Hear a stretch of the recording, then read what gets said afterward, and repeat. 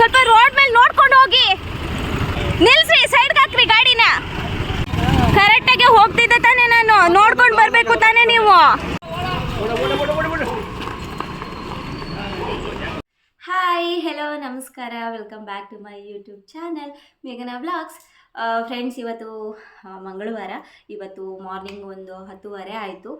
ನಾನು ಬೇಗನೆ ಎದ್ದಿದ್ದೀನಿ. ಇವತ್ತು ವೀಕ್ ಆಫ್ ನಾನು ಇವತ್ತು, ಹಾಗಾಗಿ ರಜಾ ಹಾಕ್ಕೊಂಡೆ. ನೈಟ್ ಕಾಲ್ ಮಾಡಿಬಿಟ್ಟು ಸುಮ್ಮನೆ ಮೆಸೇಜ್ ಮಾಡಿ ಕೇಳಿದೆ, ಕಾಲ್ ಮಾಡಿರಲಿಲ್ಲ.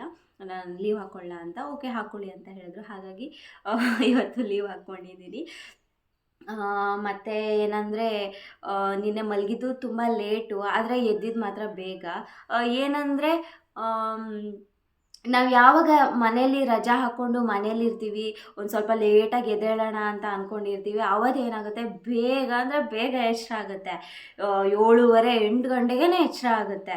ಅದೇ ನಾವು ಮನೇಲಿರಲ್ಲ, ಕೆಲ್ಸಕ್ಕೆ ಹೋಗಬೇಕು, ಕೆಲ್ಸಕ್ಕೆ ಹೋಗೋ ದಿನ ಸಖತ್ ನಿದ್ದೆ ಬರುತ್ತೆ, ಎದ್ದೇಳೋಕ್ಕೆ ಮನಸ್ಸಾಗಲ್ಲ, ಅಷ್ಟೊಂದು ನಿದ್ದೆ ಬರ್ತಾ ಇರುತ್ತೆ. ಆದರೆ ಮನೇಲಿ ಇದ್ದವಾಗ ನಾವು ವೀಕ್ ಆಫ್ ಅಲ್ವಾ, ಲೇಟಾಗಿ ಎದ್ದೇಳೋಣ ಅಂತ ಪ್ಲ್ಯಾನ್ ಹಾಕ್ಕೊಂಡ್ರೆ ಆ ಬಡ್ಡಿ ಮಗನ ನಿದ್ದೆನೇ ಬರಲ್ಲ ಕಣ್ರಿ. ಒಂದು 7:30 8 ಗಂಟೆಗೇ ಎಚ್ಚರ ಆಗಿಬಿಡುತ್ತೆ. ಇವತ್ತು ಹಾಗೆ ಆಯಿತು. ನಿನ್ನೆ ಲೇಟಾಗಿ ಮಲಗಿದ್ರು ಇವತ್ತು ಎಚ್ಚರ ಆಗಿದ್ದು ಮಾತ್ರ ಬೇಗನೆ.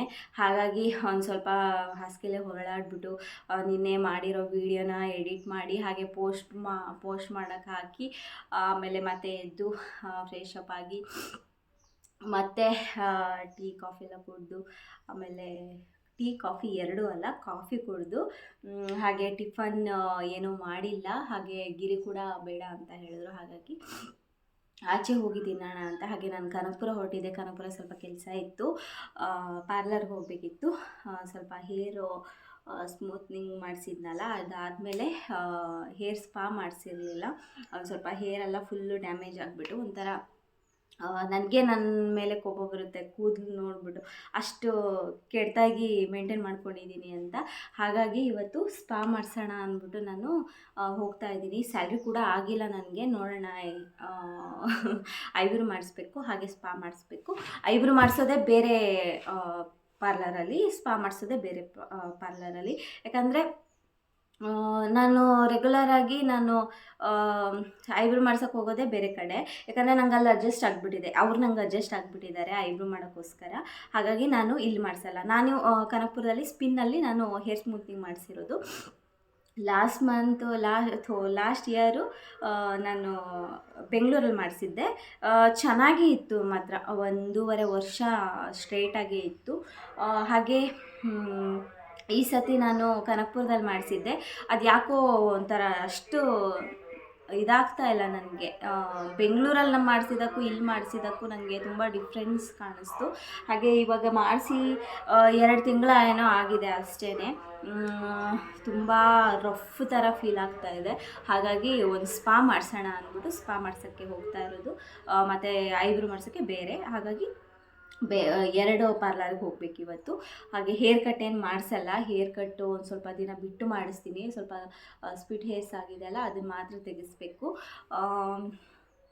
ಅದಕ್ಕೆ ಇವಾಗ ರೆಡಿ ಆಗ್ತಾಯಿದ್ದೀನಿ, ಬಟ್ಟೆ ಹಾಕ್ಕೊಂಡಿದ್ದೀನಿ. ಹಾಗೆ ಇವಾಗ ಮುಖಕ್ಕೆ ಸ್ವಲ್ಪ ಎಲ್ಲ ಕ್ರೀಮ್ ಹಾಕ್ಕೊಂಡು ಹೋಗೋಣ ಅಂತ. ಆಚೆ ಫುಲ್ಲು ಬಿಸಿಲಿದೆ, ಸನ್ಸ್ಕ್ರೀನೆಲ್ಲ ಹಾಕ್ಕೊಂಡು ಆಚೆ ಹೋಗಬೇಕು. ಇಲ್ಲಾಂದರೆ ಫುಲ್ಲು ಸುಟ್ಟೋಗುತ್ತೆ ಮುಖ ಇವು ಎಲ್ಲ. ಆಮೇಲೆ ಟ್ಯಾನ್ ರಿಮೂವಲ್ ಮಾಡಿಸ್ಬೇಕಿತ್ತು, ಇದು ಮಾಡಿಸ್ಬೇಕಿತ್ತು. ಮರ್ತೋಗುತ್ತೆ, ಮಾತಾಡ್ಬೇಕಾದ್ರೆ ಒಂದೊಂದು ವರ್ಡ್ಗಳೇ ಮರ್ತೋಗುತ್ತೆ ನನಗೆ. ಮರುವು ಸ್ವಲ್ಪ ಜಾಸ್ತಿ ನನಗೆ. ಅದಕ್ಕೆ ಹೋಗೋಣ ಅಂತ ಹೊರಟಿದ್ದೀನಿ. ಗಿರಿ ಬರಲ್ಲ, ನಾನೊಬ್ಬಳೇ ಹೋಗ್ತೀನಿ. ಇನ್ನು ಇವಾಗ ಹೋದರೆ, ಇನ್ನು ಪಾರ್ಲರಿಗೆ ಹೋಗ್ಬಿಟ್ರೆ ಅಂತೂ ತುಂಬ ಲೇಟ್ ಆಗುತ್ತೆ. ಇನ್ನು ಇವಾಗ ಹೋಗ್ತಾ ಇದ್ದೀನಿ, ಇನ್ನು ಬರೋದು ಎಷ್ಟೊತ್ತಾಗುತ್ತೋ ಗೊತ್ತಿಲ್ಲ. ನೋಡೋಣ. ಇವಾಗ ನಾನು ವ್ಲಾಗ್ ಸ್ಟಾರ್ಟ್ ಮಾಡಿದ್ದೀನಿ. ಈ ವ್ಲಾಗ್ ಹೇಗೆ ಹೋಗುತ್ತೆ ಅಂತ ನೋಡೋಣ. ನಾನು ರೆಡಿಯಾಗಿದ್ದೀನಿ, ಕ್ಯಾಪ್ ಕೂಡ ಹಾಕ್ಕೊಂಡಿದ್ದೀನಿ, ಯಾಕಂದರೆ ತುಂಬ ಬಿಸಿಲಿದೆ. ಹಾಗಾಗಿ ಬನ್ನಿ ಹೋಗುವ. ಎಷ್ಟೊಂದು ಬಿಸಿಲು ಗಾಯ್ಸ್, ಹೋಗ್ತಾ ಇದ್ದೀನಿ ಇವಾಗ.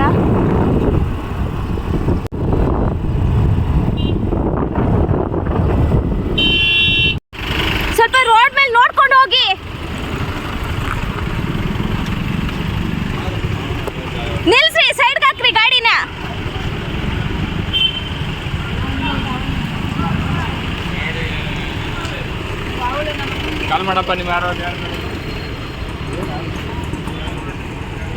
ಕರೆಕ್ಟಾಗಿ ಹೋಗ್ತಿದ್ದೆ ತಾನೇ, ನಾನು ನೋಡ್ಕೊಂಡು ಬರಬೇಕು ತಾನೇ. ನೀವು ಏನು ಸ್ಟ್ರೈಟ್ ಆಗಿ ಹೋಗ್ತಾ ಇರೋರಿಗೆ ಬಂದ್ಬಿಟ್ಟು ನುಗ್ಸ್ತಾ ಇದ್ದೀರಲ್ಲ. ನೋಡ್ಕೋಬೇಕು ಸ್ವಲ್ಪ ರೋಡಲ್ಲಿ ಹೋಗ್ಬೇಕಾದ್ರೆ.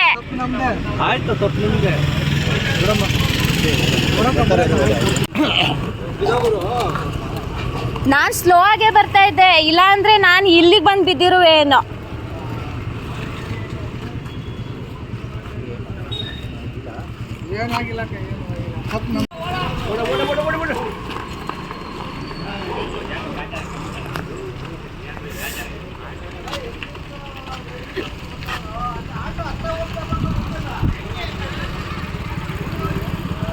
ಅಯ್ಯೋ, ಆಟೋನೇ ಪಲ್ಟಿ ಹೊಡೆದ್ಬಿಡ್ತು.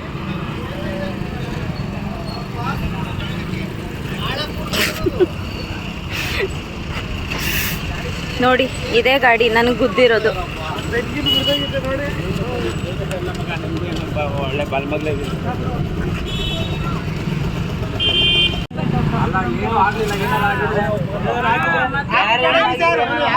ಟೈಮು ಚೆನ್ನಾಗಿತ್ತು ಫ್ರೆಂಡ್ಸ್, ಏನೂ ಆಗಿಲ್ಲ ಸರ್. ಸಖತ್ ಭಯ ಆಗೋಯ್ತು ನನಗೆ, ಯಾಕಂದರೆ ಬಂದಿದ್ದು ಗುದ್ದಿರೋ ಸ್ಪೀಡ್ ಹೆಂಗಿತ್ತು ಅಂದರೆ ಸಖತ್ತು ಭಯನೇ ಆಗೋಯ್ತು ನನಗೆ. ನಿಜವಾಗ್ಲೂ ನಾನು ಬ್ರೇಕ್ ಹಾಕಿ ಮಲಗಿಸ್ಬಿಟ್ಟೆ ಗಾಡಿನ. ನಾನು ಏನಾದ್ರು ಫಾಸ್ಟಲ್ಲಿ ಇದ್ದಿದ್ರೆ ನಿಜವಾಗ್ಲೂ ಹಾರಿ ಎಲ್ಲೋ ಬಿದ್ದಿರ್ತಿದ್ದೆ. ನಾನು ನಿಧಾನಕ್ಕೆ, ನಾನು ಸ್ಲೋ ಆಗಿ ಬರ್ತಾಯಿದ್ದೆ, 20ರಲ್ಲೇ ಬರ್ತಾಯಿದ್ದೆ. ಹಾಗಾಗಿ ಏನೂ ಆಗಿಲ್ಲ. ಇಲ್ಲಾಂದರೆ ಇವತ್ತು ಏನು ಆಗ್ತಾಯಿತ್ತು ನನಗೆ ಗೊತ್ತಿಲ್ಲ. ನಿಜವಾಗ್ಲೂ ಟೈಮ್ ಅಂತೂ ನಿಜವಾಗ್ಲೂ ತುಂಬ ಅಂದರೆ ತುಂಬ ಚೆನ್ನಾಗಿದೆ. ಆಗ ರಾಗಪ್ಪನೇ ಕಾದಿದ್ದಾನೆ ಇವತ್ತು. ನನಗೇನು ಏಟಾಗಿಲ್ಲ ನಿಜವಾಗ್ಲೂ. ಒಂದು ಸ್ವಲ್ಪ ಕಾಲು ಸ್ವಲ್ಪ ಇಲ್ಲಿ ಇದಾಗಿದೆ, ಸ್ವಲ್ಪ ಇದಾಗಿದೆ ಕಾಲು, ಸ್ವಲ್ಪ ಪೇನ್ ಇದೆ ಅಷ್ಟೇ. ಬಿಟ್ಟರೆ ಇನ್ನೇನೂ ಆಗಿಲ್ಲ. ನಿಜವಾಗ್ಲೂ ನಾನೇನಾದ್ರು ಫಾಸ್ಟಲ್ಲಿ ಇದ್ದಿದ್ರೆ, ಯಾಕಂದರೆ ನಾನು ಆ ರೋಡಲ್ಲಿ ನಾರ್ಮಲಿ ನಾನು ಸ್ಪೀಡಾಗೇ ಬರೋದು. ಇವತ್ತು ಯಾಕೋ ನನಗೆ ಗೊತ್ತಿಲ್ಲ, ನಾನು ಸ್ವಲ್ಪ ನಿಧಾನಕ್ಕೆ ಬಂದಿದ್ದೀನಿ ಇವತ್ತು.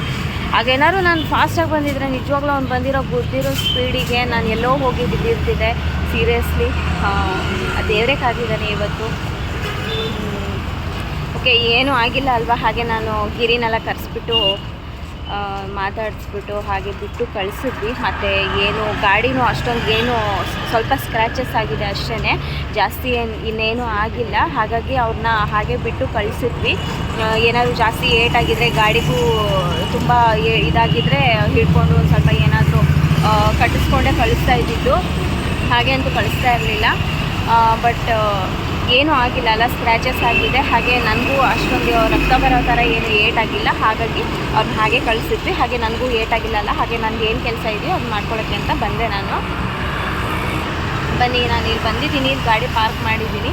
ಈಗ ಸ್ಪಿನ್ ಮೇಲ್ಗಡೆ ಹೋಗೋಣ. ನಮ್ಮ ಅಣ್ಣ, ತಮ್ಮ, ಗಿರಿ, ಆಮೇಲೆ ಮತ್ತೊಬ್ಬರು ನಮ್ಮ ಬ್ರದರ್ ಎಲ್ಲ ಬಂದಿದ್ದರು.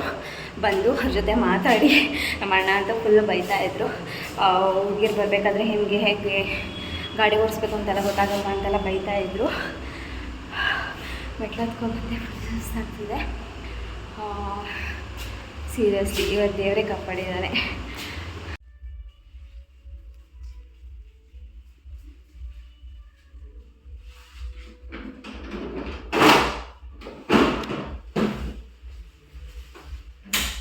ನೋಡಿ, ಸ್ಪಾ ಮಾಡ್ಸಾದ್ಮೇಲೆ ಹೇರ್ ಲುಕ್ ಹೆಂಗಿದೆ, ಸಕ್ಕರೆ ಸ್ಮೂತ್ ಅನ್ನಿಸ್ತಾ ಇದೆ.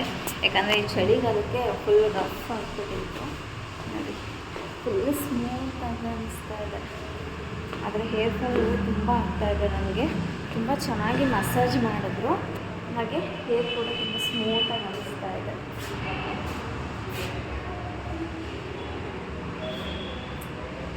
ಹೆಲೋ ಗೈಸ್, ಇವತ್ತಿನ ದಿನ ಅಂತೂ ನಿಜವಾಗ್ಲೂ ನಾನು ಬೆಳಗ್ಗೆ ದೇವ್ರ ಮುಖ ನೋಡ್ಕೊಂಡು ಎದ್ದಿಲ್ಲ. ನಾನು ಡೈಲಿ ಎದ್ದ ತಕ್ಷಣ ಇಲ್ಲಿ ಕಪಾಳಮ್ಮ ಫೋಟೋ ನಾನು ಹಾಕಿದ್ದೀನಿ. ನಾನು ಅದನ್ನು ನೋಡಿ ಎದ್ದೇಳ್ತಾ ಇದ್ದೆ. ಬಟ್ ಇವತ್ತು ಏನಾಯಿತು ಅಂದರೆ, ನಾನು ಅದು ದೇವ್ರ ಫೋಟೋ ನೋಡ್ಕೊಂಡು ಎದ್ದಿಲ್ಲ. ಎದ್ದಿದ ತಕ್ಷಣ ಫೋನ್ ನೋಡಿಕೊಂಡು ವಿಡಿಯೋ ಎಡಿಟ್ ಮಾಡಿ ಆಮೇಲೆ ತಿರ್ಗಾ ಆಚೆ ಹೋಗ್ಬಿಟ್ಟೆ ಡೈರೆಕ್ಟಾಗಿ. ನಾನಿವತ್ತು ದೇವ್ರ ಮುಖ ನೋಡಲೇ ಇಲ್ಲ. ಅದೊಂದು ರೀಸನ್ ಅನಿಸುತ್ತೆ ನನಗಿವತ್ತು ಈ ಥರ ಆಗಿದ್ದು. ಯಾಕಂದರೆ ಆದರೂ ನನ್ನ ಟೈಮ್ ನಿಜವಾಗ್ಲೂ ಚೆನ್ನಾಗಿತ್ತು. ಚಿಕ್ಕದಾಗಾಯಿತು, ದೊಡ್ಡದಾಗಿಲ್ಲ. ಯಾಕಂದರೆ ನನ್ನ ಲೈಫಲ್ಲಿ ಒಂದು ಸತಿ ಆಕ್ಸಿಡೆಂಟ್ ಆಗಿ ನನ್ನ ಲೈಫಲ್ಲೇ ಮರೆಯೋಕ್ಕಾಗದೇ ಇರೋಷ್ಟು ದೊಡ್ಡ ಏಟು ಸಿಕ್ಕಿದೆ ನನಗೆ. ನೀವೇ ನೋಡ್ತಾ ಇರ್ಬೋದು, ಲೈಫಲ್ಲೇ ಮರೆಯೋಕ್ಕಾಗಲ್ಲ ಇಂಥ ಏಟು ಬಿದ್ದು ಅದು ಮಾರ್ಕ್ಸ್ ಹಾಗೇ ಇದೆ ನನಗೆ. ಏಕೆಂದರೆ ಫಸ್ಟ್ ಆಕ್ಸಿಡೆಂಟಿಂದ ನನಗೆ ಈ ಥರ ಆಗಿದೆ. ಹಾಗಾಗಿ ಇವತ್ತು ಆಗಿರೋ ಇನ್ಸಿಡೆಂಟ್ ನನಗೆ ಹೇಗಾಯಿತು ಅಂತ ಅಂದರೆ, ಅದೇ ದೊಡ್ಡದಾಗಿದ್ದರೆ ಏನಪ್ಪ ಕತೆ ಅಂತ ಸಿಕ್ಕಾಪಟ್ಟೆ ನಂಗೆ ಭಯ ಆಗೋಯಿತು. ನಾನು ಆಮೇಲೆ ತುಂಬ ಯೋಚನೆ ಮಾಡಿದೆ. ಹಾಗಾಗಿ ನಾನು ಮನೆಗೆ ಬಂದ ಮೇಲೂ ನಾನು ಯಾವುದೇ ವ್ಲಾಗ್ ಮಾಡೋಕ್ಕೆ ಹೋಗಿಲ್ಲ. ಯಾಕಂದರೆ ನನಗೆ ಆ ಥರ ಆಯಿತು, ಮೈಂಡಲ್ಲಿ ನನಗೆ ಆ ಥರ ಓಡ್ತಾಯಿತ್ತು. ಹಾಗಾಗಿ ನಾನು ಯಾವುದೇ ವ್ಲಾಗ್ ಮಧ್ಯಾಹ್ನ ಮನೆಗೆ ಬಂದ ತಕ್ಷಣ ಮಾಡಿಲ್ಲ. ಹಾಗೆ ಇವಾಗ ಟೈಮ್ ಬಂದು 8 o'clock ಆಯಿತು. ನಾನು ಇವಾಗ ಮಾಡ್ತಾ ಇರೋದು. ಹಾಗೆ ನನ್ನ ಹೇರ್ ಶಾರ್ಟಾಗಿ ಕಾಣಿಸ್ತಿರ್ಬೋದು, ಬಟ್ ನಾನು ಹೇರ್ ಕಟ್ ಮಾಡಿಸಿಲ್ಲ, ಹಿಂದೆ ಇದೆ. ಆಮೇಲೆ ಹೇರ್ ಕಟ್ ಮಾಡಿಸಿಲ್ಲ, ನಾನು ಅದನ್ನು ಹೇಳಿಲ್ಲ ಅಂದ್ಬೇಡಿ. ಇವಾಗ ಗಿರಿ ಚಿಕನ್ ತೊಗೊಬಂದಿದ್ದಾರೆ ಸ್ವಲ್ಪ. ಇವಾಗ ಕಾಲ್ ಮಾಡಿದ್ರು, ಚಿಕನ್ ತಂದಿದ್ದೀರಿ ಸ್ವಲ್ಪ ಹುರಿ ಅಂತ. ಹಾಗಾಗಿ ನನಗೇನಾದ್ರು ನಾನ್ ವೆಜ್ ಇದ್ದವಾಗ ಮುದ್ದೆ ಬೇಕು, ಹಾಗೆ ಮುದ್ದೆ ಮಾಡೋಕ್ಕೆ ಹೇಳಿದೆ. ಆಮೇಲೆ ಇವಾಗ ಚಿಕನ್ ತಂದಿದ್ದಾರೆ, ಚಿಕನ್ನ ಏನಾದ್ರು ಫ್ರೈ ಮಾಡಬೇಕು, ಸ್ವಲ್ಪ ಮುದ್ದೆ ತಿನ್ನೋ ಥರ, ಸ್ವಲ್ಪ ಗ್ರೇವಿ ಥರ ಮಾಡೋಣ ಅಂತ ಅಂದ್ಕೊಂಡಿರೋದು. ಇವಾಗ ಚಿಕನ್ ತಂದು ಇಟ್ಟಿದ್ದಾರೆ, ಅಮ್ಮ ತೊಳ್ಕೊಡ್ತಾರೆ, ನಾನು ಮಾಡ್ತೀನಿ. ನಾರ್ಮಲಿ ನಾನು ಚಿಕನ್ ವಾಶ್ ಮಾಡಲ್ಲ, ಯಾಕಂದರೆ ನನಗೆ ಹಸಿ ಮಾಂಸ ಮುಟ್ಟಿ ವಾಶ್ ಮಾಡೋದಕ್ಕೆ ಒಂಥರ ಆಗುತ್ತೆ. ಯಾಕಂದರೆ ನಾನು ಯಾವತ್ತೂ ಮಾಡಿಲ್ಲ, ಹಾಗಾಗಿ ಅಮ್ಮನೇ ನನಗೆ ವಾಶ್ ಮಾಡಿಕೊಡ್ತಾರೆ. ಮನೆಗೆ ಏನೇ ಮಟನ್ ಚಿಕನ್ ಏನೇ ತಂದ್ರೂ ಅಮ್ಮನೇ ವಾಶ್ ಮಾಡಿಕೊಡ್ತಾರೆ, ನಾನು ಅಡುಗೆ ಮಾಡ್ತೀನಿ. ಹಾಗಾಗಿ ಓಕೆ ಗಾಯ್ಸ್, ಆಮೇಲೆ ಸಿಗ್ತೀನಿ.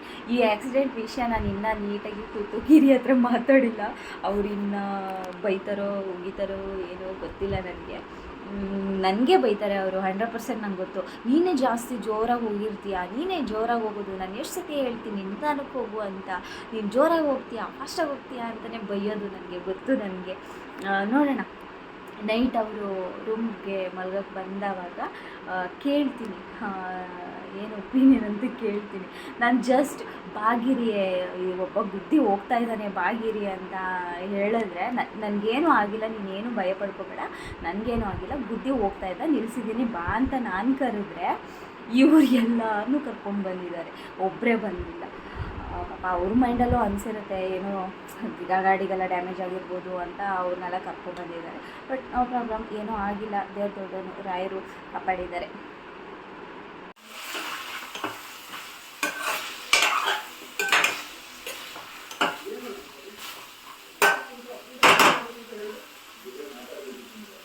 ನೋಡಿ, ಚಿಕನ್ ಮಸಾಲ ಇವಾಗ ಸಕ್ಕತ್ತಾಗಿ ರೆಡಿಯಾಗಿದೆ. ಈಗ ಬಿಸಿ ಬಿಸಿ ಚಿಕನ್ ಮಸಾಲ ಮುದ್ದೆ ಹಾಕ್ಕೊಂಡು ತಿಂತಾ ಇದ್ರೆ ಸಕ್ಕತ್ತಾಗಿರುತ್ತೆ.